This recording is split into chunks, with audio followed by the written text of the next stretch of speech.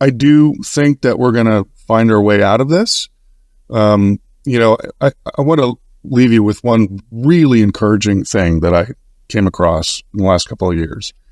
And, that is that the thinking is that once we get to net zero being the point at which we are no longer producing more emissions than the Earth can take on, and already fossil fuel usage is starting to level out. A lot of people think that we're peaking right now, and we're going to begin a long, slow decline after this because of the affordability of renewables and the explosion of these new technologies and EVs.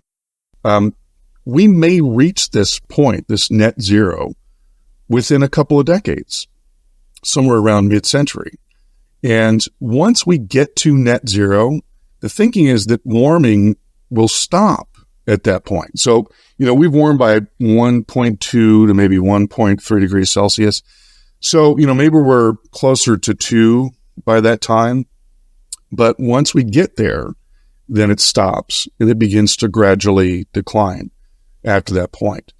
And, there will be feedbacks that continue beyond that. And I don't want to sugarcoat it. I mean, there are going to be things like, ice melt and sea level rise that continue well beyond that. But a lot of the other impacts can then also, begin to come down as well once we start this long, slow process of cooling.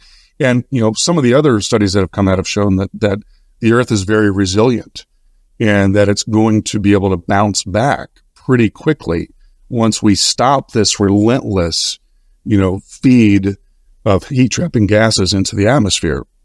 So, that to me was one of the most encouraging things that I had read, that our future is still very much in our hands. We have the ability to change the trajectory of this thing. And it's happening already, and it's happening because of economics. It's kind of out of our hands to an extent, because it doesn't even matter whether we have policymakers that are doing things or not. Once it becomes cheaper to do the right thing, that's the way it's going to go. That's just how the world works.